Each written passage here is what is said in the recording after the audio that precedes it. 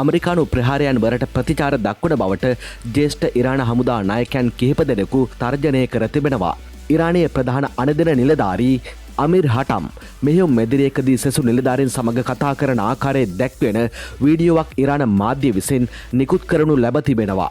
එම වීඩියෝවේ ඔහු පවසන්නේ අතීතයේදී එක්සත් ජනපදයේ ඉරානයට එරෙහිව අපරාධ සිදු කළ සෑම අවස්ථාවකම ඔවුන්ට ප්‍රබල ප්‍රතිචාරයක් ලැබුණු බවත් මෙවරත් එසේම වනු ඇති බවත්ය.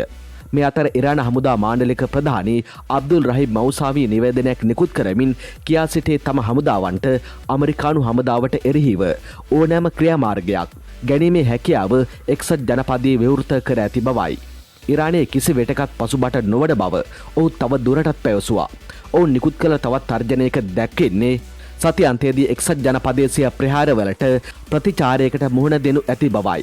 ඉස්ලාමීය විප්ලවාදී ආරක්ෂක බලකාය ප්‍රකාශක ඒබ්‍රහීම් සොල්පාරි පවසන්නේ එක්සත් ජනපදය ඍජුවම යුද්ධයකට අවතීර්ණ වී ඉරානයේ පූජනීය භූමිය කෙලෙසූ බවයි.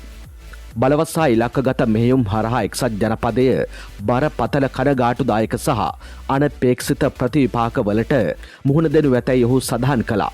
අමරිකානු ජනාධිපතිවරයාට ඉංග්‍රීසි බසින් කතා කරමින් සොල්පාරි මෙසේ පවසනවා. ට්‍රම්ප් මහත්තයෝ සූදුකාරයෝ ඔයාලා මේ යුද්ධය පටන් ගන්න පුළුවන්. ඒත් ඒක ඉවර කරන්නේ අපි යනුවෙන් දැඩි ස්වරයකින් සඳහන් කළා. මේ අතර ඇමරිකානු ප්‍රහාරවලින් අනතුරුව ඉරානය ඊශ්‍රායලය වෙත එල්ල කර ප්‍රහාරවලින් 100කට වඩා වැඩි පිරිසක් තුවාල ලබා තිබෙනවා. ඊශ්‍රායල බෙන් ගුරියන් ගුවන් තොටුපළටද මිසයිල ප්‍රහාර එල්ල වී තිබෙනවා. ඉරානයේ කිලෝ 1500 බරති කොරෝසා නැමැති මිසයිලෙන් ඊශ්‍රායලය වෙත ප්‍රහාර එල්ල කර තිබෙනවා. පාකිස්තානයේ කියුබාව, චිලි රාජ්‍ය, වෙනසුවෙලාව, කොලොම්බියාව, මෙක්සිකෝ ඇතුළු රටවල් කිහිපයක් විසින් ඇමරිකාව ඉරානයට සිදු කළ මෙම ප්‍රහාරය හෙලා දැක තිබෙනවා. එමෙම ඇමරිකාවේ ඇතැම් ඩෙමොක්‍රටික් නීති සම්පාදකයන්ද මෙම ප්‍රහාරය හෙලා දැක ඇති අතර ඔවුන් චෝදනා කර ඇත්තේ ඇමරිකානු ජනාධිපතිවරයා කොංග්‍රස් අනුමැතියකින් තොරව එම ප්‍රහාරය සිදු කර ඇති බවයි. ඉරාන විදේශ අමාත්‍ය සේක් අබ්බාස් කියා සිටියේ ඇමරිකානු ප්‍රහාර කෝපාවිෂ්ඨ ක්‍රියාවක් ලෙස හෙලා දකින බවයි. තම රටේ ස්වාරීභාවය ආරක්ෂා කර ගැනීම සඳහා සියලු විකල්ප පිළිබඳ ඉරානයේ සලකා බලන බව ඔහු සඳහන් කළා. ඉරාන න්‍යෂ්ටික මධ්‍යස්ථාන වෙත ඇමරිකානු ගුවන් ප්‍රහාර එල්ල කිරීමෙන් පසු මැද පෙරදිග සෑම ඇමරිකානු පුරවැසියෙකුම හමුදා නිලධාරියෙකුම දැන් ටෙහෙරානයේ ඉලක්කයට ලක් වී ඇති බව ඉරාන රාජ්‍ය රූපවාහිනිය ඉරිදා අනතුරු අඟවා තිබුණා. ඉරාන රාජ්‍ය රූපවාහිනියේ නිවේදිකාවක පවසා තිබුණේ ඉරානයේ ගුවන් සීමාව උල්ලංඝනය කර ප්‍රහාර එල්ල කිරීමෙන් ඇමරිකාව ඉරානයට එරෙහි අපරාධයක් කර ඇත. ඇමරිකානු ජනාධිපතිතුමනි, ඔබ ඒ ආරම්භ කළ අතර අපි ඒ අවසන් කරන්නෙමු යනුවෙන් ඇය පවසා තිබෙනවා.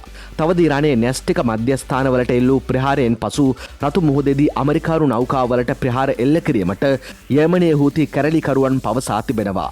21 වනදා ඇමරිකාව විසින් ඉරානයට ප්‍රහාර එල්ල කිරීමෙන් පසු නිවේදනයක් නිකුත් කරමින් හූතිවරු මේ බව පවසා තිබෙනවා. යෙමනයේ අභ්‍යන්තර ගැටුමේදී ඉරානයේ සහාය දක්වා ඇති හූතිවරුන්ට බව සඳහන්.